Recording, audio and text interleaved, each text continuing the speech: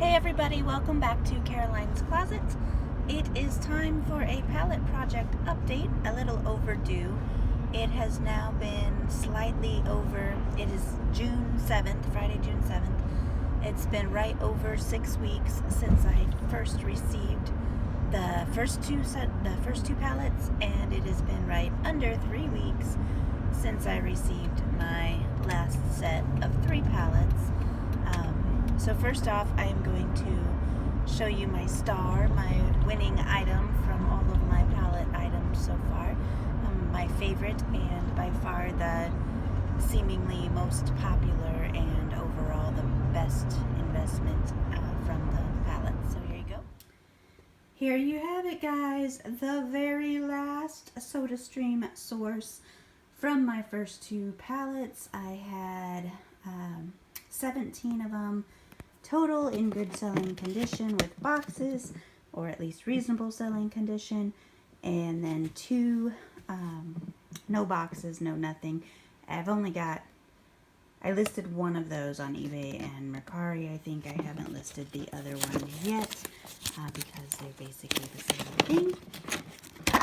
But most of them sold. None of them have a carbonation bottle. That was missing from all of them. I'm guessing because of shipping issues, Macy's could not read in the carbonators.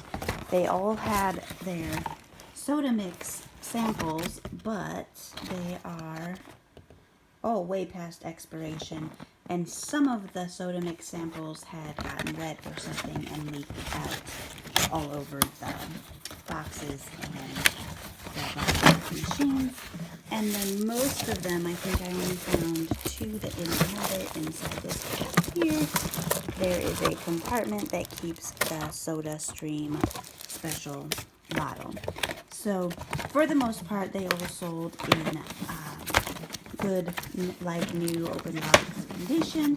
I did get a few complaints after people received them saying 2 different people said they ordered one with a complete set and got one without the CO2. One of them even went so far as to say, but the invoice that came with it indicates it has no CO2. I'm like, well, that invoice prints directly from the condition on the listing. That's how Amazon does it. I can't even change the invoice. So you obviously clicked on one without CO2.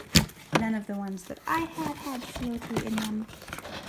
So I did get those 2 complaints, but neither one of them ended up wanting to return it or anything else. They just wanted to complain because it didn't have what the listing said it wasn't going to have. But anyway, these all sold in their various conditions from between $69.99 and I think one sold for $89.99 was the highest. I had red, white, and black. The whites lasted the longest. I had 3 of the white ones left. As of a week ago, just sold the 3rd and final one. But the reds and the blacks went super fast. So if you come across SodaStream source, I'm just saying, I sold 18 or 17 of them in about 5 weeks time. So yeah, there is definitely a market out there for these. I just passed some crazy kind of accident, and I really could not tell what happened to that poor car, but it was obliterated. So somebody is not having a happy Friday morning today, and now there's a line of traffic going the opposite direction for that accident, and now there's cars doing U-turns periodically in front of me to avoid that mess. And you've got quite the sunshine shining on you. See if we can get past that. Anyway, as of right now, I need to make about another $900 from the first pallet to make back my money. And from the first pallet, I do have one item, a towel warmer, that I think will sell for close to $400, even on sale.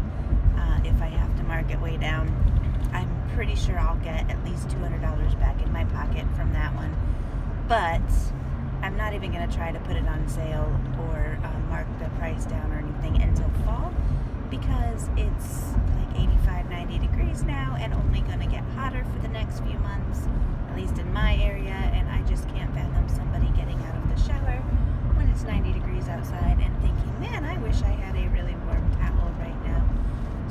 guessing that is going to sit until fall and winter weather hits before people decide that they want to spend a couple $100s on a towel warmer. I really don't understand why anyone would, but they do seem to be sellers. And for me, if I really wanted a warm towel, I'd throw it in the dryer for a couple minutes. Save the extra space and extra hassle. That's just me. So anyway, I do have that, and then I have one more Nespresso machine that I couldn't list on Amazon. I had one that I could list on Amazon, and it sold within a day.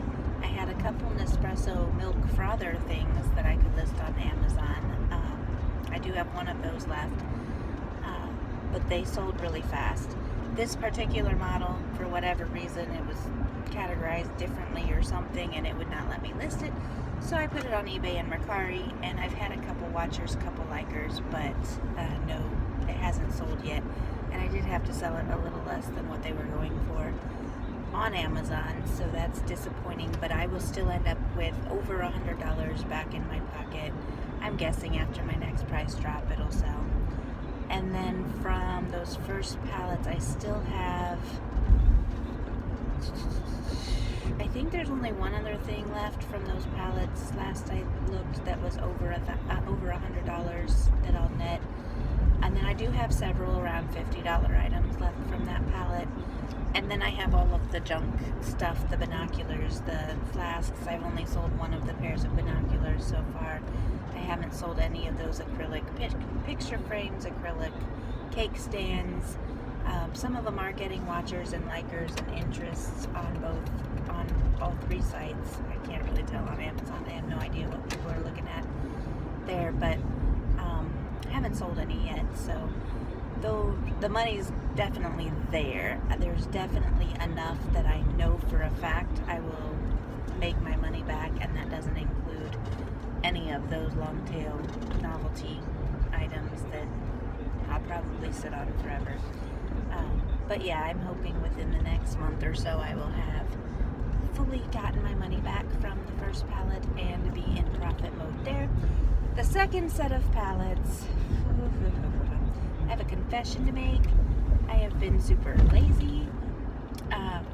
Not lazy, I just don't want to do it. There's something about pots and pans that I really don't want anything to do with them. So I've been trying to force myself to list all these individual pots and pans. I've made back $1,300 so far from the second set of pallets. So I still have about $1,700 to go. Whew. And I still have over $2,000 probably of stuff I haven't listed just in pots and pans, and then a few of the other broken pieces that I haven't decided what to do with. And then some small goods that I set aside that I'm going to hold off on doing anything with until I maybe do a garage sale or a flea market or something.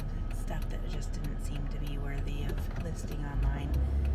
But I'm definitely going to make more off the second set of pallets as I will off the first.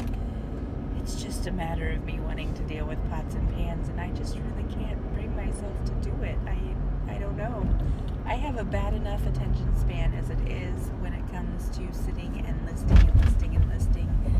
But the pots and pans, I don't want to take pictures of them. I don't want to look them up. I don't want to list them. I don't want to ship them. I just don't want anything to do with them. And every time I do look one up or start to list it, I'm like, oh, this one will sell for $30 all by itself. Or, oh, I could get at least $50 for 3 of these. So there's definitely value in these piles upon piles upon piles of individual pots and pans that I have, and I just have no interest whatsoever in listing them. So I think in my next pallet purchases, I'll probably look to avoid pallets that are heavy in pots and pans. There were also 7 other sets I found that were scanned the same way the Circulon sets were, where one of them indicated that there were 4 sets of 5 pieces, and one of them indicated that there were 3 6-piece sets or something like that.